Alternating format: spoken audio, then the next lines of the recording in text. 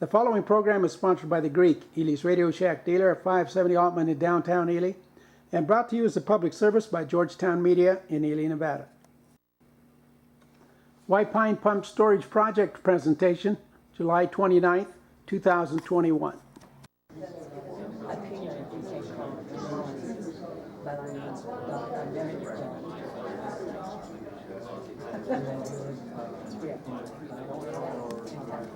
Plus Energy. Thank you for joining us today. As we're waiting for people to continue coming in, we have provided lunch, pulled pork sandwich lunch, and we'll get kicked off in about 20 minutes. Thank you.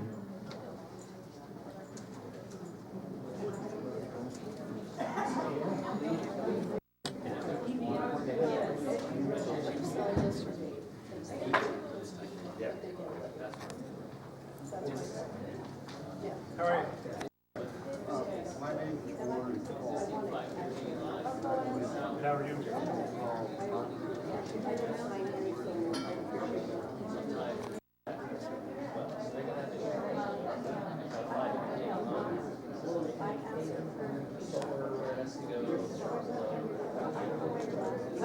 This will work fine. Keep it nice and full for you.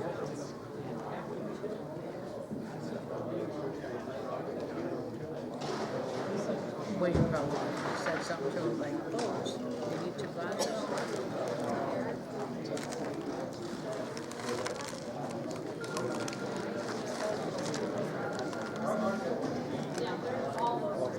This sandwich is really good. I'm really enjoying this sandwich.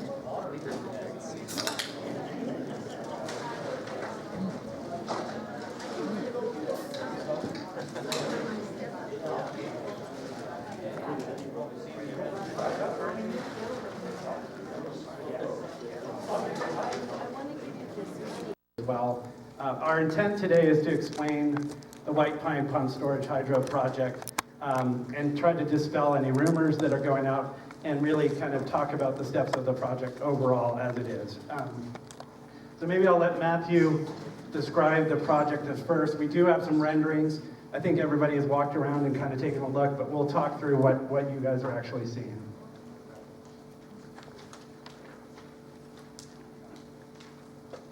Thank you, Luigi. Good afternoon. So the state of Nevada has been going through an energy transition, moving from more of a fossil fuel base, gradually moving towards more of a renewable energy base, as you probably know. And when you add a lot of solar energy and wind energy to your system, you get a problem because you don't have necessarily power when you need power, and that's where energy storage comes into play.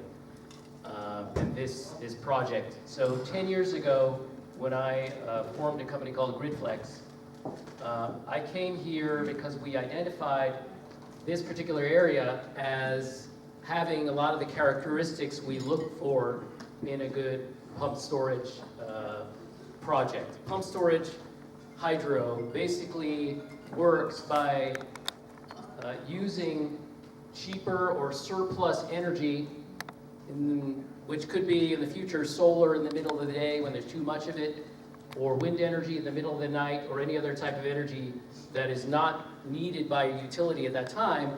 Using that, you pump it from a lower reservoir to an upper reservoir. And then when you need power, you flip a switch, reverse the direction, and the water flows down through the turbines and it generates power very quickly. So you can basically go from zero output to 100% in about a minute. So it's faster than any other type of generation resource. And there are more than 130 of these around the world. They have been operating for 100 years. The United States has 42 operating. There hasn't been one built in the United States since 1993 because the need wasn't there. The original ones were built for nuclear energy. Today, the interest in energy storage is because of this renewable energy shift.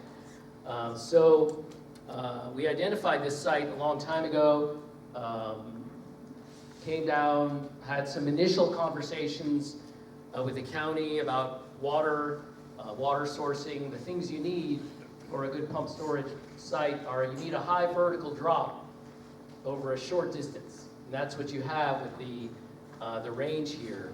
You need a place to tie into the transmission system, which was the case back in those days. We're looking at the Gonder substation right up the highway. Turns out, with the size of the project we're looking at, Gonder is actually a little too small to accommodate the amount of power that this project can create. So, but the Robinson Summit substation, 23 miles away, is big enough. You have to have a source of fill water. You fill it once, and then you're using that same water over and over again. It's going up and down. You have your evaporation makeup water periodically, but once it's filled, that's it. And so we learned that the county had water rights that were granted to it for the coal plants that were never built. And it still had those rights. And potentially we could use a fraction of those water rights to provide what is now about 4,300 acre feet to fill it. And then the periodic makeup evaporation water. So nothing really happened between 2010 and a couple of years ago because the market still wasn't there yet. The capital still wasn't there yet to do any kind of permitting work, environmental studies, the engineering, all that it takes to move a pump storage project forward. Gridflex, we joined with R Plus Energies based in Salt Lake several years ago, and now the projects we created R Plus Hydro just to pursue projects like this, and this is our flagship project. So we finally were able to begin studies for feasibility. There's 1,000 questions you start with for a project like this. You have to look at all the things I mentioned. Where's the water going to come from? What are the legal steps, involved with that and the environmental aspects? What about, species, sage grouse, visual impacts, the design of the project? It takes multiple rounds of engineering that ultimately cost, millions, tens of millions of dollars to get through to complete that process. So we're still actually quite early, although we began last year the process of taking the next step in the federal licensing process, and I'll touch on that for a second. These projects require every type of permit you can imagine, especially if they're on federal land, like this one is almost entirely on BLM land. So it requires a license from the Federal Energy Regulatory Commission, which requires full-scale, every type of environmental impact study that you might need. On top of that, it needs the BLM right-of-way, which is its own process. In parallel, you've got, and then any other state and local types of permitting. So it's a very long process. We address each question, both our internal feasibility questions, and then questions that arise from different agencies and stakeholder groups and individuals that arise, we have to address satisfactorily. And then your goal is to get over the finish line, get a FERC license, get fully permitted to do the project. And maybe by 2025, we have all that ready. And if the project is successfully marketed to the utility market, then construction could begin. At that time, it would take 5 years, we estimate, to build. And we can talk about some of the features that are involved with it. And then, once it's built, you've got a large-scale energy storage project with a very small footprint, a 65-acre upper reservoir, an 85-acre lower reservoir, silent operation, very little else visible on the surface except for the transmission line. And then you're good to go for 100 years. These projects, once they're built, they basically don't wear out. The equipment has to be upgraded from time to time, but so it's a very long-lived asset, much longer lifespan than batteries have. Utilities, you may have heard, are acquiring a lot of batteries for energy storage. This has the advantage, one of the advantages being very long lifespan. So it's a great value to the ratepayers, and to the grid for sustaining stability, the stability of the grid, especially as it's transitioning to a lot more solar and wind energy. So the primary questions that have come up. Let's talk about where we are now. Where we are now. Okay, so we've been through 2 rounds of engineering studies. First one is called the recon engineering, just basically, could this potentially work here? Are there any environmental flaws, not environmental flaws, engineering flaws to the, no, we cleared that step. Then the design was refined a little bit when we went into the pre-feasibility stage, which is the second stage, wrapped that up last summer, and when we did that, the recommendation was to change the lower reservoir location. Originally, it was going to be, well, maybe not everybody can see this, but so the upper reservoir is Duck Creek Range at about 8,500 foot elevation. The lower, close to Highway 93, but because of the geology here, it looked like we might have to put this lower reservoir right here, where the rock transitions before it becomes alluvial rock. And that's where the upper rail line is, the high line of the Nevada Northern. That became a source of concern about that disruption, realigning about 5 miles of that. So when we moved into the third phase of engineering this year, we said, let's make it a priority to not have to do that, because we really want to have the smallest possible negative impact and get the greatest design for the project. So now we have determined that we will not have to put the reservoir where the rail line is, that it can go below, which was the original concept, and so that's approximately where it'd be, several hundred feet upslope from the lower rail line and the highway.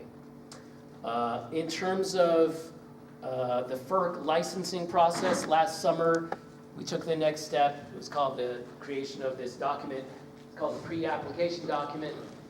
It kind of describes the project, the general background, environmental aspects, and proposes the studies that we would undertake to get this federal license. That was presented. We had a public meeting last summer. FERC accepted this document, and then we went on to the phase of preparing for the field studies, which is everything from looking at sage grouse to cultural studies to all the exhibits that have to be put together that go into what's called the license application, which we plan to submit at the end of this year or beginning of next year. And that's a much more comprehensive document than this. And there's, at every step of this process, there's rounds where the public stakeholder agencies and the public can weigh in and offer comments. And like I said, it's a very long process, and we have to address every question that comes up. So that's where it is in that process. And on the BLM side, we also have to work on the BLM right-of-way.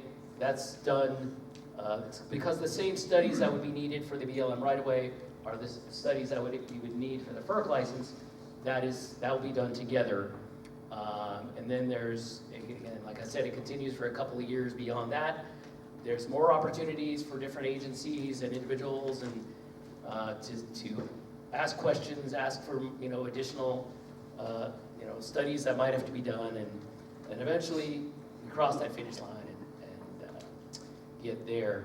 We also have a interconnection agreement. You have to have, for any type of energy project you're going to hook into the grid, you need to get in line, because there's a lot of projects that want to hook into the grid to be able to deliver power to wherever it may go. So we had to do that and file an application with NV Energy to go into Robinson Summit. So we do have that process partially completed.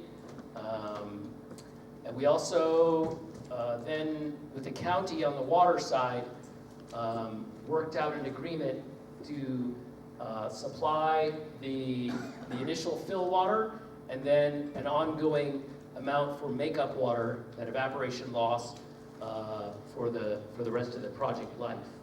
So that, talking a little bit about that, the county water rights associated with the coal plants that never went forward are about 24,000 acre feet per year.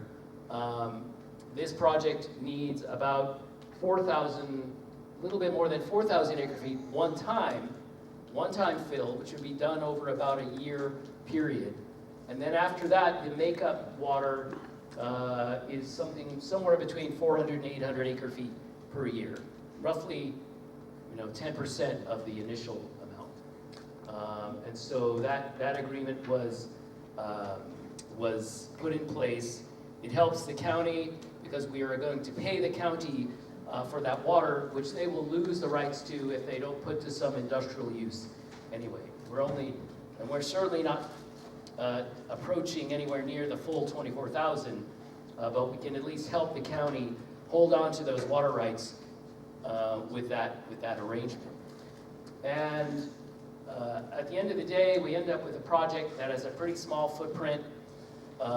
It's a $2.3 billion investment in the community, hundreds of construction jobs for a period of 4 to 5 years, and then the tax revenues for the lifetime of the project will be very, very substantial. And we're just finalizing an economic impact study, but it looks like this project could almost double the county tax revenue, property tax revenue that it gets. So that's including a tax abatement that the state provides. And then that tax abatement expires in 20 years and then goes back to the normal rate.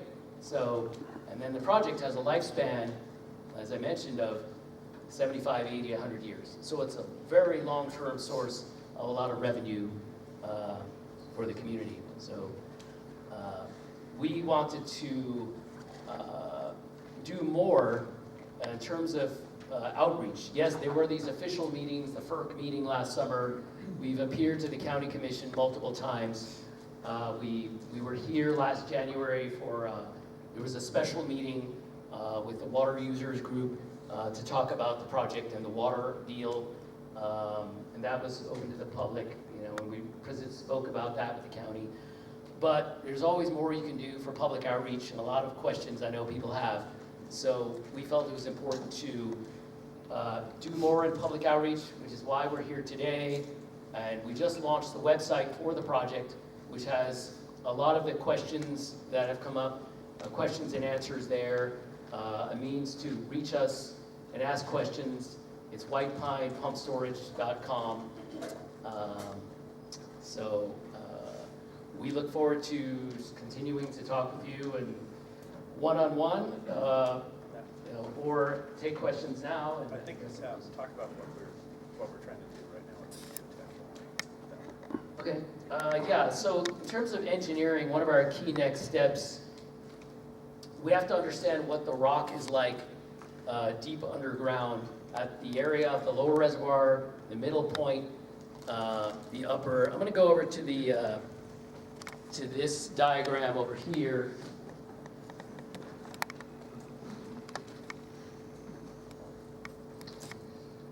So this is a basic schematic. This is kind of typical for pump storage, where everything is underground except for the reservoir. So there's a vertical shaft. This is 20 feet in diameter, and then the powerhouse is deep underground, very large underground cavern structure. An access tunnel has to be built to the surface, and then this is what's called the low pressure tunnel that leads to the lower reservoir. So we have to understand, before we move to the next step of engineering design, confirm that the rock, what it's like down here, what it's like down here, and what it's like over here. So we're planning to do 3 exploratory boreholes. One is over 2,000 feet deep, but only a couple inches in diameter. That's extracted and analyzed. And then another shallower one here, and then another one down here to sort of confirm what the rock is like there. And then some other sort of test pit studies as well. But so we're going through, because it's BLM, we need a special permit to do the borehole investigations. Now the footprint of those boreholes is really small. It's like 100-foot square pad to work on to do those, and we move the upper borehole site out of the higher concern area for sage grouse, and we're avoiding building any new roads to access the borehole sites. But it's been quite a process to get through, and we're still working on that. But we hope to get there pretty soon, and then be able to do that testing, because that will then help us finalize and inform the design, the engineering design. And then we'll have more answers. So we need to do a study, for example, the lower reservoir site. There's a fault line somewhere down there, and we want to know exactly where it is. So we have to do some, minimally impactful study of where that is, and that's another study that's about to be done. And so that once we have that information, we can really move to the next phase of design, and that refines the location and the sizing of everything, and the cost estimate of the project. It takes all these 5 rounds of engineering before you actually get to the final price tag of the project, which is critical for us because we want to be able to know that there's a market for it, and we have to know what it costs. So we have a general idea now, a pretty good idea, but that's all part of that long-term investment. So R Plus has committed many millions of dollars to complete that engineering feasibility work, do the environmental work, and complete that, because we think we have a fantastic project here, and we want the whole community to understand what it is, what questions we still have to answer, what questions you have and concerns, and how they can best be addressed. So, thanks. I guess I looked at the sign-in sheet. I didn't see any specific concentrated area of questions and concerns there. There was something about water depletion on some of the lines, but I'd be happy to take any questions. Also, here we have our Director of Engineering, Kamal Gautam. We have our Manager of Permitting, Brett Burgess. Oh, okay. And we have two individuals from HDR who's doing our environmental work, and one representative from the engineering firm who's working on our next stage design, and then Gretchen, who's been assisting R Plus as well, out of the Salt Lake office. So, We have Warren from Mount McDonald. Warren Paul, right, from Mount McDonald, yes. Maybe, I'll take it. Thank you, Matthew. That was a pretty good overview, I think, of the project. Maybe I'll just preemptively answer some of the questions that we've been asked over time, and then we can open the floor to other questions that we don't ask or that we don't answer right now. Where the project is really still very broad, because we are taking broad brushstrokes that will then be narrowed over time as the engineering and the cultural work gets done. And the idea is that with the FERC preliminary permit that Matthew said, is that it's easier to take things out than to add them in later on the process. And so the BLM permit application was bigger. It's expected to be shrunk down. The FERC license agreement will be shrunk down as the engineering progresses and dictates more of the project dynamics. So one of the first questions is, where's the water coming from, and how is that going to affect the different regions of the valley or the valleys? And as Matthew mentioned, Steptoe Valley does and the county have water rights, and it is a use it or lose it water rights, and they're industrial use. And so our intention is to be good neighbors with the community to help retain those water rights in the county. And so our agreement with the county is to pay money so that they can keep legal fees to keep them here. But there's also an industrial use that's for the project, because the Robinson Mine last year relinquished those, or the licensing of those rights, and so they're no longer using them as of last year. And it's just a question of time before Vegas comes in and says, hey, we want that water because you're not using them in the water. So part of the idea of this is that, again, we're being good neighbors. We're not taking all the water rights. It's a one-time fill eventually, but it should help keep them here. We don't know exactly where the water is coming from yet because we haven't done the engineering. But we are working with Basin Engineering. We are working with PTOW, who does the Robinson Mine, on the hydrology of Steptoe Valley. And once we identify the exact location for the lower reservoir, we'll do a couple test drill pits for the water extraction and moving the point of diversion from up north further in the valley to closer to the site. We will have monitoring wells in there. We will make sure that it doesn't adversely affect any of the agricultural uses of the water there, and whether we have to cap or line the wells that we do and go deeper. Again, we want to be really good neighbors in this process. So we'll have multiple wells. The public will be part of that process, but we expect that we will at some point have several wells between the two railroad tracks in the vicinity of the Gondor substation, and there will likely be several wells in that location. For construction purposes, now we're going into the future, 3 or 4 years, we would have those wells in place for construction for dust control and abatement. We would expect to pump water from one of those wells in Steptoe Valley up to the upper high side of where the upper reservoir is, so that all the water would be coming out of that Steptoe side and not coming out of Duck Creek side of the range at all. So we are not looking to use any water out of Duck Creek side. I think all of that water has been allocated, and Rio Tinto has a lot of that. For the geotech boring that we are looking to do, this exploratory work, which is 0.75 of an acres, and we have one drill site up on the top, we do expect that we would buy water from Rio Tinto out of the Duck Creek, out of their reservoir on the Duck Creek, buy water from them and cart it up to the upper reservoir just for the drilling activity. And then after that relationship moves on. So water has been a big one.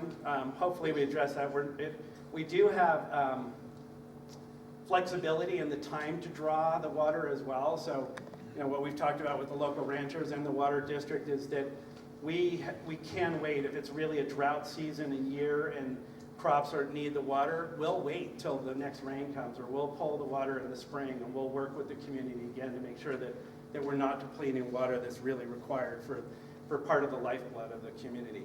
So that's water. The other is lighting. We really recognize and appreciate the fact that this is a dark sky community, and part of the identity here is the railroad and those dark sky nights, and that's part of one of the draws here.